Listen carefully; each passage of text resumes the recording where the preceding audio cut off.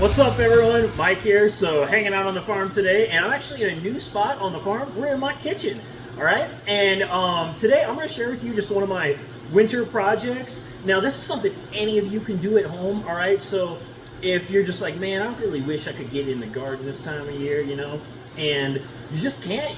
Maybe you're in the middle of winter, there's snow outside, you got no greenhouse, but you want to grow something, all right? Well, today I'm going to teach you guys something you can grow in about 7 to 10 days.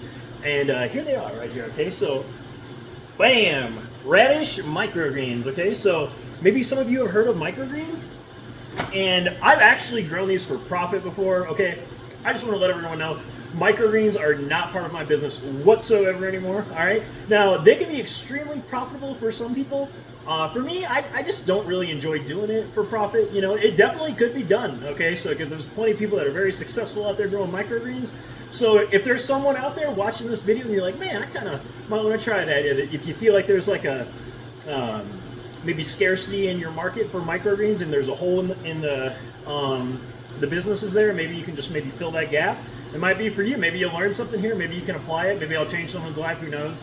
But for everyone else, if you just want to grow some at home, this is going to be a great video for you. I'm going to show you start to finish how you can grow radish microgreens. It's super simple, very cheap to do, and they're tasty, all right? So, I mean, I can take them right here. I can literally just pick some. There's one right there, a little radish microgreen. Just eat it. And tastes like radish, man. I mean, just like radish. Kind of got a little spice to it. Nice spice to it. It's the daikon. These are daikon radishes, also known as like deer radishes. But anyway, we're gonna go start to finish on some radish microgreens. Are you guys ready? Let's go. Okay, everyone. So here's the finished product. We got some nice radish microgreens in this tray right here. Now let's look at some of our equipment we're gonna use. So we got some 10 by 20 trays with some holes drilled in it, and we got one that's got no holes. And then we're also gonna use some just standard old paper towels. And look at that big bag of radish seeds I got there. You're gonna need a little bit of water, and now we're gonna get to cracking. Okay, everyone, so these are the supplies we're gonna be using. Like I said, I got some trays right here. And let me kind of explain what I did. I got 2 trays. Now, these are just 10 by 20 flats. This one, I drilled some holes in. This one is solid, okay? So the solid one is your bottom tray. The one with the holes is gonna go in it, all right? Now, I just wanna say, these are pretty clean, all right? I've cleaned these things. One of the benefits of using paper towels, we're going to use paper towels as our growing medium, is it keeps things really clean, okay? Because we're going to reuse the trays. You're going to toss out the paper towels when it's done, or you could compost it, or whatever you'd like. You want to make sure your trays are clean, though. So make sure the bottom side is clean, and I will explain that, why we need to make sure our trays are very clean. We do that for contamination, to prevent contamination. And the paper towel is going to be like our substrate, basically. And we're basically going to wet the paper towel, put our seeds in there. We're going to put water then over the seeds just a real little bit to dampen the seeds. Then we're going to put another tray on top, stack it on top, and that will help the seeds germinate and everything like that. So I'm going to show that with you guys. Are you ready? Let's check it out. Okay, so you can see here's our 10 by 20 flats. And right now what I'm going to do is I'm going to line them with our paper towels. They're just regular old paper towels. I stacked them 2 on top of each other, so we've got a layer of 2 paper towels right there, basically. And I just kind of push them in the trays there. I try to get everything nice and even. Everything is really clean and really dry right now. And now the next step is we are going to go ahead and we're going to dampen the paper towels and just kind of basically moisten them so that the seeds can use that to germinate. So you see me just kind of dumping the water in here. You can just dump the water pretty much straight in if you want. I like to just kind of get it kind of even, as you can see right here. And then after I get all of the water dumped in, then what I'll do is I'm going to kind of dump out some of the excess water so we don't have any excess water in our trays.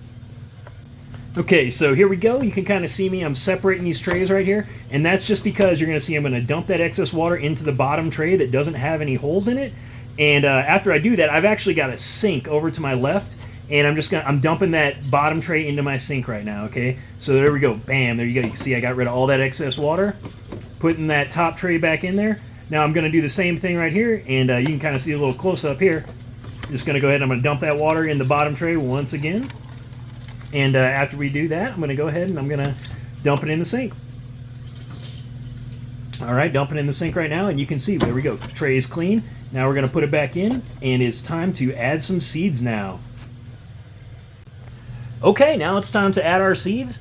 And what I have right there, I have one of those 4-ounce jelly jars, just one of those real small mason jars. Filled it up completely, just took a scoop out of that big bag of seeds I got, and I just kind of shake it, kind of spread it all around the tray there. Shake it like a salt shaker, and get you nice and even seed distribution throughout your 10 by 20 tray, and you'll see what it looks like when I get it all done here. Okay, here we go. Time for another one. Just go ahead and, like I said, distribute those as evenly as you can. If you get a little too many in one spot, it's not really a big deal. You can go ahead, just use your fingers, use your hands, and kind of move them around a little bit. I will say it's much easier, though, just to distribute them easily by kind of just shaking it in there. There we go. Got them all in there. Okay, everyone, so now it's time to water in the seeds. As you can see, I got my spray bottle there. It's kind of a crappy spray bottle. It's not really spraying the best for me right here. You can see it's kind of moving the seeds around, but it's getting the job done. And what would have worked better for me is if I had one of those kind of garden nozzles on the super fine mist setting. That's actually what you want to use. I just don't have one set up here at the farm, so I've been getting it done with the spray bottle, but I could have a little better equipment here. Okay, so they're all watered in. You can see I got everything nice and even. And there's my trays right there that are done. We're going to harvest them in a little bit. I'll show you guys how I harvest them. But now it's time to go ahead and we're going to stack these trays. So like I said, you want to keep your trays clean because we're going to end up stacking them on top of each other. Like you literally just lay one tray over the other one. And now what I do is I have another stack of trays and I put that on top of those trays. Now you press down on it and it's actually best to put some weights on top during germination. Okay, everyone, so that was seeding the microgreens. Pretty simple, all right? Like I said, have your trays nice and clean. You're going to line them with paper towels, wet the paper towel, put the seeds in them, spray them in. Yeah, I know my spray bottle's junk. I'll tell you what works really good is one of those just misting nozzles, okay? So if you got like a light, use light pressure or the finest mist you can, just put a real light mister over them. That works great. I just don't have anything like that set up here on this farm, but I have previously done that. And I want to say too, you kind of noticed how I stacked them. Now after you stack them, you want to go ahead and I actually like to put weights inside that top tray, that top stack. Put about 20 pounds or so just across the seeds. The pressure will actually help the seeds germinate. So that's a cool little tip to help with germination. And after I did seed those all in, I made sure everything was nice and even too. So if your spray bottle or something like that pushes some of the seeds around or moves them around, go ahead. You can use your hand and just kind of even things back out. And as you can see, before I stacked them, everything was nice and even. And then, like I said, put the weights on top of them. It only takes about 3 days for germination to occur, and then they will be ready to put under lights then. So you can just use, honestly, like standard LED shop lights, kind of like I have everywhere here on the farm. Or if you have a grow light, you can stick it under a grow light, but the grow light is not necessary, okay? They're getting pretty much all of their energy from the seed. That's kind of the cool thing about microgreens. That's why we don't have any compost or any nutrients in the soil. It's not required, okay? Because the plant just does not need it at that point, at that microgreen stage. One thing I wanted to add, I noticed as I was editing the video, I totally left out the watering phase, okay? After you initially plant, okay, and your microgreens are germinating, you put them under the lights, and then you're going to have to add some water eventually, okay? So you're going to want to check your paper towels, make sure stuff isn't getting too dry. If you ever walk up and you see those microgreens fold over or something like that, you got to get water in there immediately because they will die fast. Now here's the thing, we did 2 trays. The reason for that is all you need to do is lift up your top tray just a little bit, and then you can dump your water right in the bottom tray and then set the top tray back down. I usually put in 1 quart mason jar into the to water 1 tray, and that's perfect. That's all the water you're gonna need. Usually on these radishes, I only have to water them 1 to 2 times before harvest, okay, after the initial watering in phase. Typically about twice, I'll say, with paper towels. With soil, sometimes you can get away with less. That is one of the benefits of using soil. It's kind of like a buffer. But with paper towels, you do need to keep up on the watering. Now, anyway, on to the harvesting. Now, harvesting. This is a cool part, so check this out. How do we do this? So, I've got my trays here. Look at this. I just picked up the paper. Look at that. Bam. Those are the paper towels. Those are the microgreens. Oh, my God. So, we're going to put it on the table. I'm just laying them on my stainless steel table here. Here's my other tray. I'm just going to show you guys again, just so you guys can see. I'm gonna one-hand it, dude. Oh boy. There it is. One-handed it on the table. Now on to harvesting. All right, now on to harvesting. So right here, I've just got some cooking shears. You could use some regular old scissors if you want, but if you see my technique, basically what I'm doing is I'm taking my left hand there, grabbing them by the bunch, and then I'm just trying to get the scissors as close to I can to the base, and I'm just snipping them off there. And I'll kind of show you a nice little close-up of them right there. And I got a gallon baggie right here. I just like to put them in the baggie, and then after you get them harvested, you can stick them in your refrigerator. I could be doing a little bit better job on these, but I'm just doing it kind of quickly. And always do a little taste test. It's fun to do a taste test from time to time, but let's finish these up.